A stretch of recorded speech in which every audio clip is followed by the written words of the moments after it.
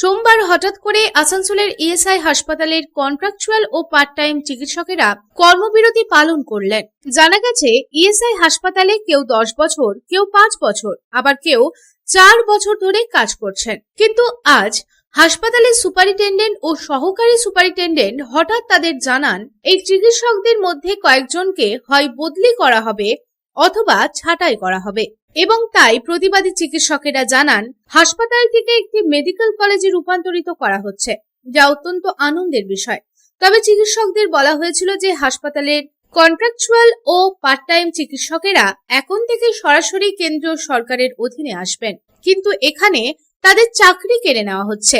তারা আরো বলেন, এখানকার চিকিৎসকেরা এমনিতেই খুব কম বেতন পান, আর চাকরি হারালে তাদের চরম দুর্ভোগ পোহাতে হবে। তারা আরো বলেন, হাসপাতালের স্থায়ী চিকিৎসকেরা নিয়ম লঙ্ঘন করে ব্যক্তিগতভাবে চিকিৎসা করেন এবং সরকার সেদিকে কোনো মনোযোগ দেয় না, অথচ কন্ট্রাকচুয়াল ও পার্ট টাইম চিকিৎসকদের চাকরি কেড়ে নেওয়া হচ্ছে এবং তাই আজ কর্মবিরতি পালন করা হচ্ছে।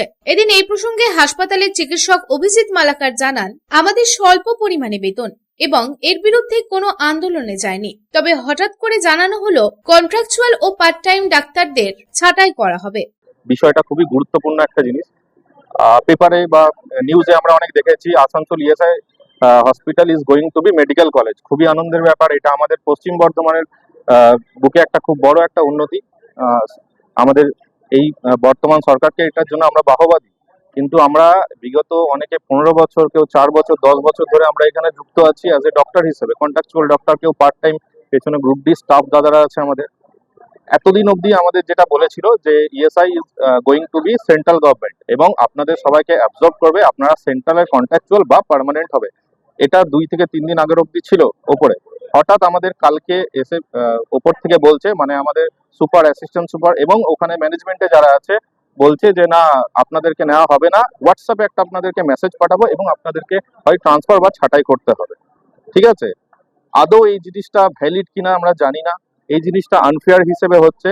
আমরা তো আর লেম্যান হিসেবে নয় বা অবৈধ হকার হিসেবে নয় যে আমাদের এভাবে উচ্ছেদ করা হবে। আমাদের প্রপার ডিগ্রি আছে, আমাদের এক্সপিরিয়েন্স আছে বলে আমরা এই জায়গাতে এসেছি এবং এটা খুবই আনফেয়ার হচ্ছে। আমাদের লিখিত, আমাদের ভার্বালি মুখে আজকে ডেকে বলেছে সুপার, অ্যাসিস্ট্যান্ট সুপার এবং বাকি যারা ম্যানেজমেন্টের উপরে আছে তারা। ঠিক আছে, শুধুমাত্রই আমাদের দুর্নীতি নয়, এই হসপিটালের সাথে আরো অনেক দুর্নীতি জড়িত আছে।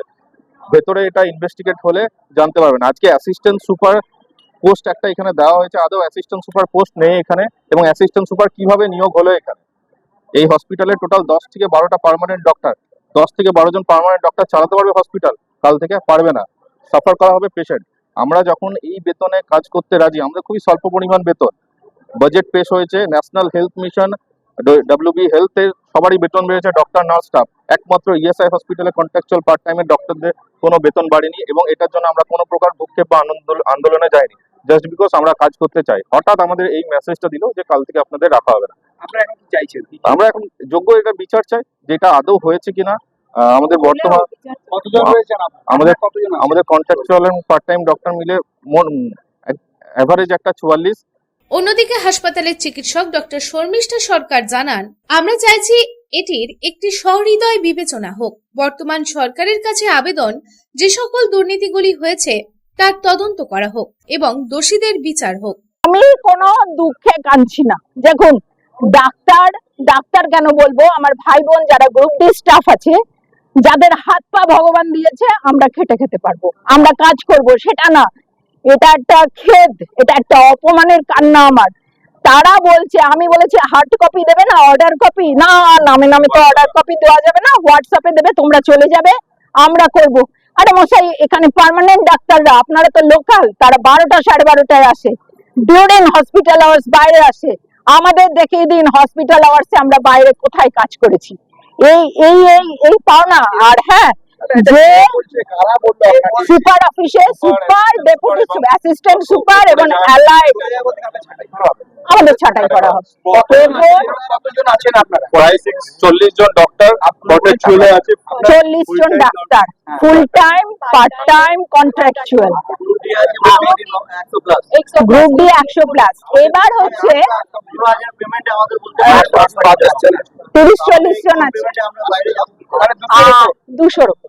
এবার আমরা চাইছি যে এটার একটা আমাদের মানে এখন সরকারের কাছে এটার একটা সব বিবেচনা, এটা সহৃদয় বিবেচনা, এবং বর্তমান সরকারের কাছে আমি আবেদন রাখবো, আপনারা পূর্বতন সরকারের বলবুতেপে, হ্যাঁ, এই নিয়োগ, এখানে শেড দুর্নীতি, এখানে কিচেনে ক্যান্টিনে খাবারের দুর্নীতি, এখানে পেশেন্টের ওপরে দালালির দুর্নীতি, 2024 থেকে ভ্যাকসিনের, কোভিড ভ্যাকসিনের দুর্নীতি, এবং এখন আমাদের ওপরে প্রেসার আসে যে আমাদের পার্টি করা হয়েছে, তোমরা অমুক হাসপাতালে পেশেন্ট পাঠাও, এবং মাস গেলে মোটা মোটা টাকার দুর্নীতি।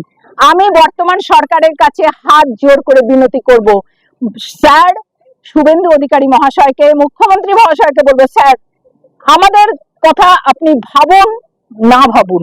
আসানসোল থেকে সন্তোষ মণ্ডলের রিপোর্ট, পাবলিক টাইমস।